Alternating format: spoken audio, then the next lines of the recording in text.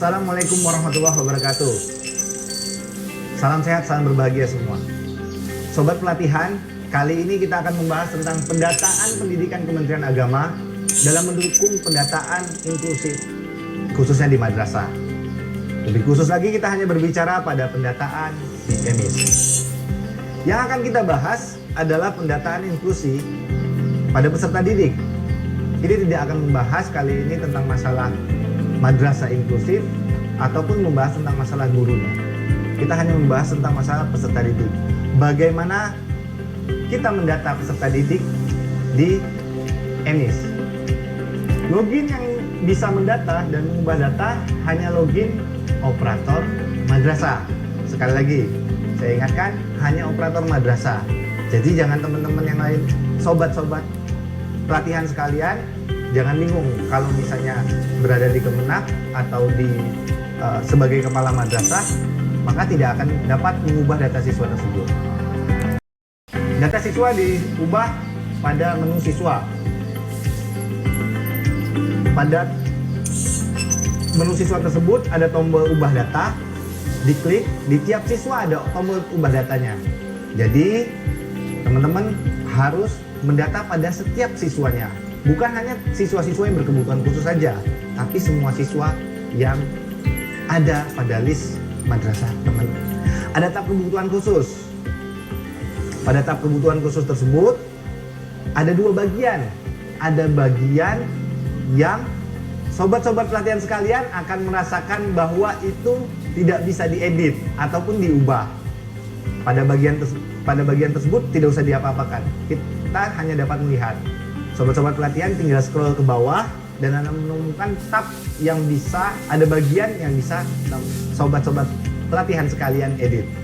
Kemudian simpan, dan pada menu ini penyimpanan tidak membutuhkan approval dari manapun. Tidak membutuhkan approval dari camat ataupun dari kabupaten kota. Kita lihat di aplikasi. Pada aplikasi, sesuai saya sebutkan tadi, ambil menu siswa, daftar siswa, sobat-sobat akan melihat list siswa pada madrasah sobat-sobat sekalian, dan ada menu ubah data pada tiap siswanya.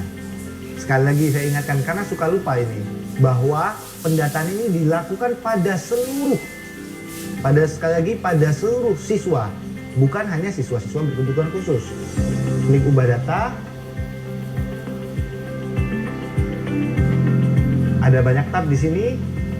Cukup konsentrasi kepada tab kebutuhan khusus. Pada tab kebutuhan khusus ini, seperti saya bilang tadi, ada bagian yang bagaikan sobat-sobat tidak bisa mengedit, kesulitan, tidak ada data. Kebutuhan alat bantu tidak ada data. Kebutuhan pendamping tidak ada. Pada bagian ini nanti akan dijelaskan, akan diisi melalui aplikasi yang berbeda. Silakan di scroll ke bawah, terdapat bagian kebutuhan khusus. Di sini sobat-sobat silakan menuliskan, memilih pada pilihan yang ada. Minimal pilihannya adalah tidak ada.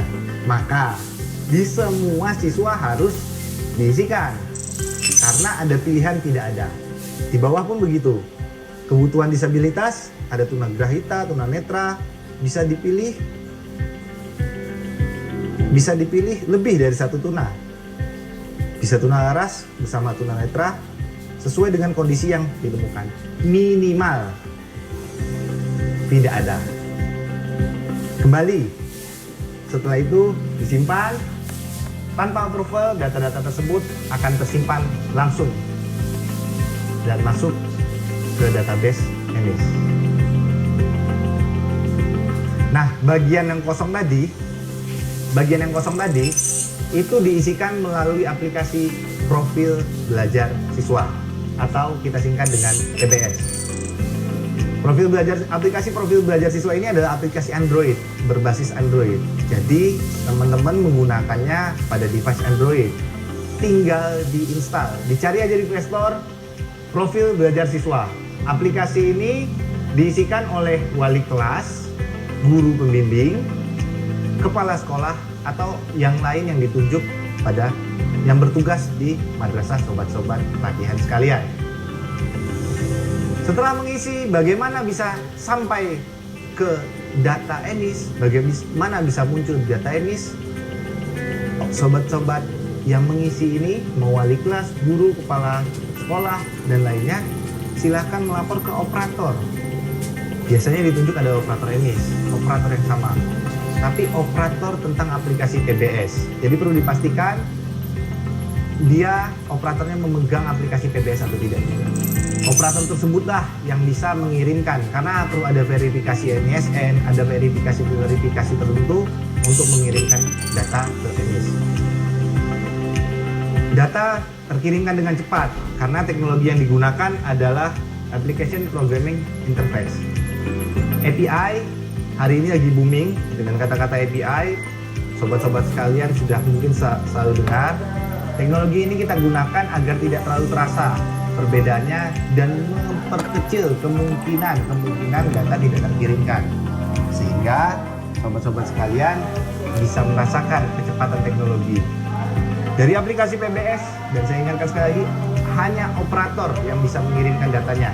Jadi yang mengisi bisa jadi kepala sekolahnya, kepala madrasahnya, kemudian dilaporkan ke operator dan operator mengirimkan data ke ENIS secara langsung. Mungkin itu saja pada kesempatan kali ini. Saya akhiri. Assalamualaikum warahmatullahi wabarakatuh.